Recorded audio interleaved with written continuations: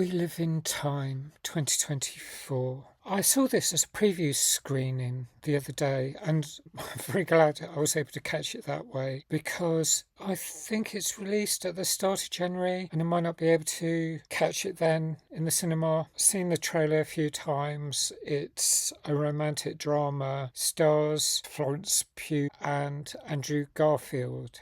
The timeline is all over the place. I find this quite difficult, but there probably were just about enough signposts to help me keep on top of things, understand exactly what's going on. And there were enough signals to show whether we'd just jumped back in time. I remember a friend who knows more about the filmmaking process, or at least the filmmaking process as it used to be before it became digital. I think things may have changed in recent times, but back in traditional filmmaking, flashback scenes were shown via fade in transition. They use a certain segue. I'm going to have to check ChatGPT about this, where there's from one scene into another. If it does happen on screen now with digital filming, and I don't even know if just by looking at the screen you can tell if it's shot on traditional film or on digital. I think the only way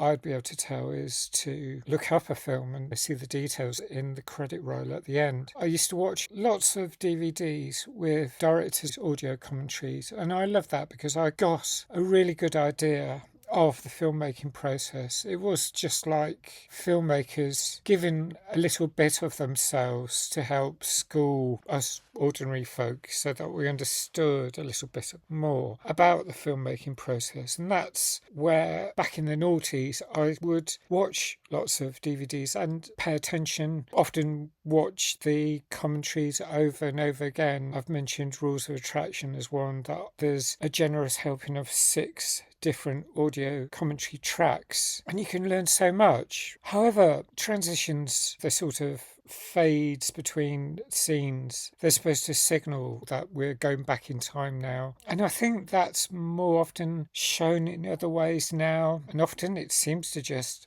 cut straight into showing something from the past. You can tell because the characters are dressed differently, or in the case of this film, Florence Pugh's character has lost her hair because she's got cancer and she's undertaking chemotherapy. And that's one of the things that's shown in the trailer. It's one of the hooks to encourage audience to see the film. There's a lot of emotion. It's all about whose characters they meet in the strangest of circumstances to start with.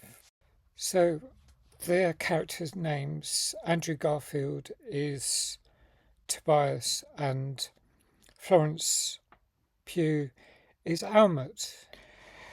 The early part of this film, they meet in kind of pretty, it's shown humorously, but it's a pretty devastating way of meeting in a hospital waiting area. What's happened is Almut has run over or run into Tobias on a busy road where he's just walked into the carriageway to pick up something he's dropped, and he gets quite bashed up. I find it spectacular the way cars crashing into pedestrians is shown these days. Since 1999, I think the first time I saw that was Meet Joe Black, crashing that. That really shocked me when I first saw that because I hadn't seen something so graphic before, so sudden. That was quite a thought-provoking moment, I would say, in my cinematic film watching history. I've seen many of these type of incidences over the 25 years since then, and here in 2024 there's yet another crash. It's a way of getting Almut and Tobias together because she's in hospital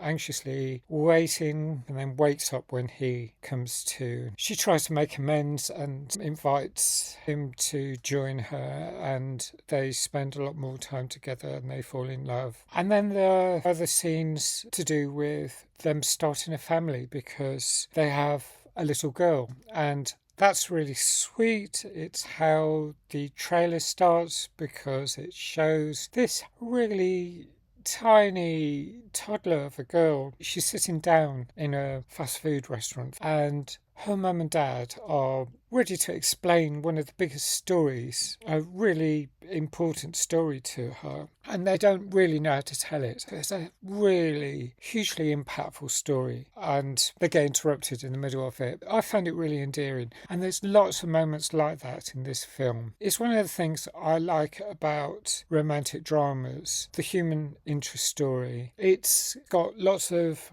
back and forth. The story is told in a very jumbled up way, I would say. But it does make sense. You can sort of see from all the signals, or at least I was able to pay enough attention to follow the story through. And I loved it. It's very bittersweet. You can tell that the fact that there's these painful moments, and the whole thing I really don't like. I'm metaphobic, so I don't like scenes where people are being sick, and there's a few of those. Salmut is getting treatment, and oh gosh. There's some originality in the nature of this particular story, but I have seen quite a few stories about the experience of cancer damaging people's lives, causing difficulties, causing a dilemma. So I'll leave it at that. There is quite a lot of humour in the film as well, so it's very much up and down. I thought it was a really fun film to watch in lots of ways, with very sad moments as well, but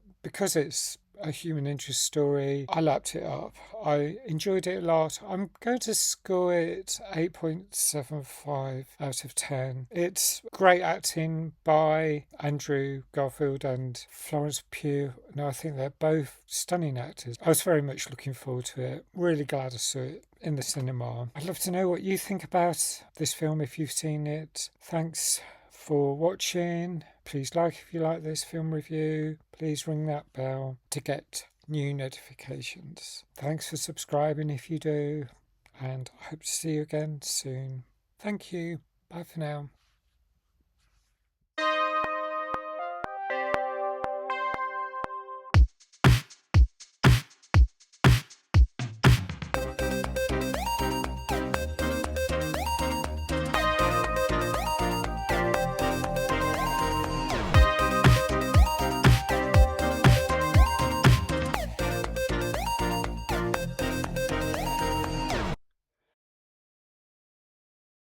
One of the early ones I remember seeing was Sam Mendes talking about American Beauty. It's a 1999 film released in the UK in 2000. Paying attention to the audio commentaries really made a big difference to my understanding